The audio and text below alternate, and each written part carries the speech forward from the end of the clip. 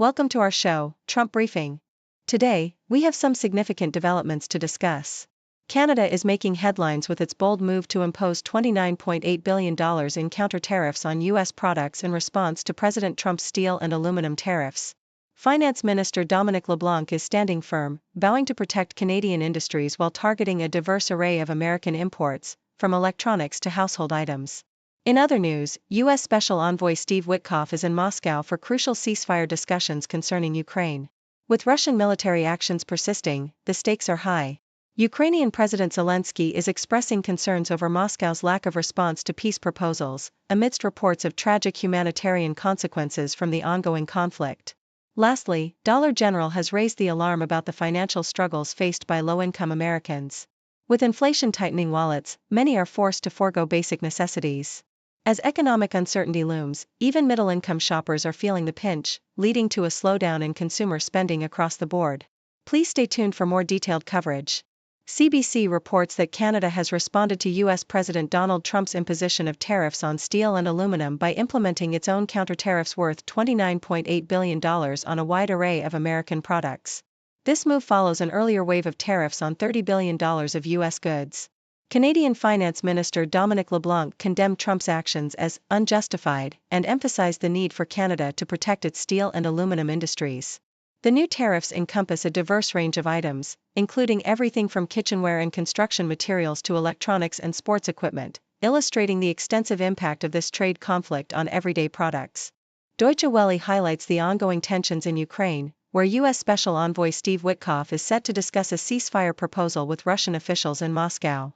As Ukrainian forces reportedly face setbacks in the Kursk region, President Zelenskyy expressed concerns over Russia's lack of response to the ceasefire proposal, indicating a desire to prolong the conflict. Meanwhile, the Kremlin has made it clear that any negotiations must account for Russia's interests, and the possibility of foreign peacekeepers in Ukraine has been met with strong opposition from Moscow. The situation remains precarious, with allegations of war crimes against captured Ukrainian soldiers adding to the grim atmosphere. CNN reveals troubling insights into the financial struggles of low-income Americans, as Dollar General's CEO reports worsening conditions for their core customers, many of whom earn under $40,000 annually. Inflation continues to squeeze budgets, forcing shoppers to forego essential items. Despite a slight increase in sales, the company has noted that fewer customers are visiting stores, and even middle-income consumers are beginning to shop at discount retailers due to financial pressures. This trend reflects a broader consumer slowdown across various income levels, with economic uncertainty leading to decreased spending among working-class households, raising concerns about the potential for a recession.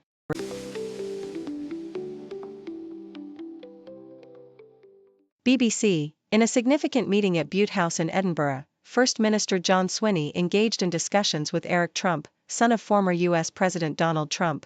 The conversation, which lasted about 50 minutes and took place over tea and biscuits, centered exclusively on the Trump Organization's golf resorts in Scotland, particularly Trump Turnberry and Trump International in Aberdeenshire. This meeting comes amidst a backdrop of political tension, as Swinney previously expressed that a second state visit for Donald Trump would be inappropriate. Eric Trump described the meeting as very warm and friendly, emphasizing the company's commitment to creating world-class golf destinations. The discussions did not touch on politics, focusing instead on business and investment opportunities in Scotland, where the Trump Organization has made significant contributions. BBC, on the front lines of war-torn Ukraine, a stark contrast exists between the ongoing violence and the distant diplomatic discussions about a potential ceasefire. Soldiers in a military hospital express their deep skepticism about the prospects for peace, with many citing their experiences and losses in battle. Maxim, a wounded soldier, bluntly states, "Murderers don't agree so easily," reflecting the sentiment of his fellow soldiers who have faced relentless Russian attacks. Medical personnel, like Sophia, echo this disbelief, noting that previous ceasefire attempts have failed. As Ukrainian forces prepare for continued conflict, the reality on the ground remains grim, with artillery fire echoing in the background and hopes for peace feeling like a distant dream. Toronto Star, the ongoing trade war between the U.S. and Canada has escalated, with Ontario Premier Doug Ford's announcement of a 25% surcharge on energy for American homes provoking a fierce response from President Donald Trump. In retaliation, Trump threatened to double steel and aluminum tariffs from 25% to 50%, raising concerns for Whitby's steel industry, which employs nearly 1,000 workers. Local officials expressed alarm over the potential layoffs and economic impact, as companies like Gerdau Steel brace for the consequences. In response to the escalating tariffs, municipal leaders in Durham region are collaborating on strategies to support local businesses and workers, including a push for local procurement and initiatives to bolster Canadian products. The situation remains fluid, with ongoing discussions aimed at mitigating the fallout from the trade tensions.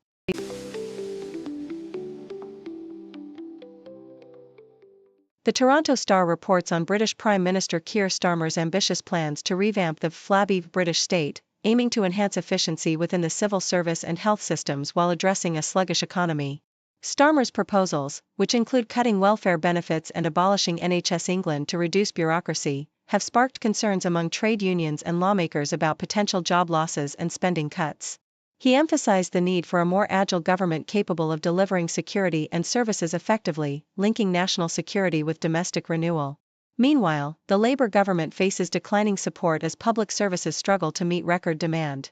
In a response to the ongoing trade war initiated by U.S. President Donald Trump's tariffs on steel and aluminum, Canada's Industry Minister François-Philippe Champagne announced a strategic shift towards prioritizing investments in Canadian steel and aluminum projects.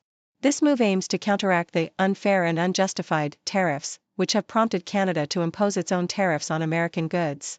Champagne's delegation is currently in Washington to address the trade dispute, while calls for changing procurement rules to favor Canadian materials are growing, highlighting the importance of supporting local industries amidst the trade tensions. Amid the trade war, economists suggest that Canadians can exert pressure on the U.S. by consciously choosing to buy Canadian-made products and supporting local businesses.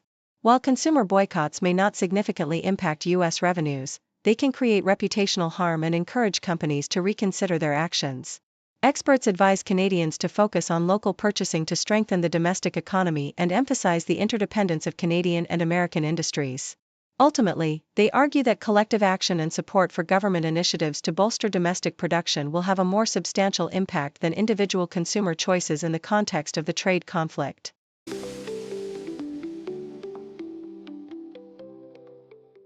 The Toronto Star reports that Canadian ice cream maker Chapman's has decided to absorb the costs associated with U.S. President Donald Trump's tariffs rather than passing them on to consumers.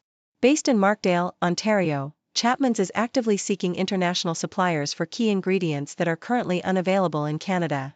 COO Ashley Chapman expressed the company's commitment to supporting Canadians, stating that they will maintain their prices for the rest of the year despite the rising costs. With a proud history as a family-run business since 1973, Chapman's emphasizes its Canadian-first policies, with a focus on using 100% Canadian dairy. Chapman criticized the tariffs as a significant threat to Canadian sovereignty, asserting that the company will continue to prioritize Canadian values and operations, declaring, "We will never be the 51st state." Thank you for tuning in. The content above showcases the latest briefing reports and analytical synopses, thoughtfully curated by the 6Do team. These insights stem from a wide array of reputable media outlets, think tanks, government sources, and specialized experts worldwide. We encourage you to explore these sources for a comprehensive perspective. Keep in mind that while the content may not always align with the official standpoint of 6Do Brief, it's not meant to be taken as absolute directives for decision-making. Comprising seasoned media professionals, learned scholars, and accomplished scientists, the 6Do team embodies a trailblazing, fully independent media entity. To customize 6Do Brief to meet your professional needs, you have the option to subscribe to a diverse array of briefings on our website, 6dobrief.com. Regardless of your location, you can conveniently receive 6Do Brief via email. News breaks, buzz the ground, stories spit, walls come down. Voices merge in the sound, faces mix in the crowd.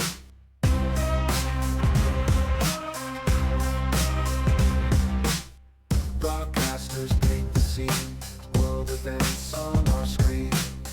Every link a different theme, words collide in the stream. 6 degrees connect the dots, background stories more than nuts. Hear the voices rise aloud, truth unveils in every spot.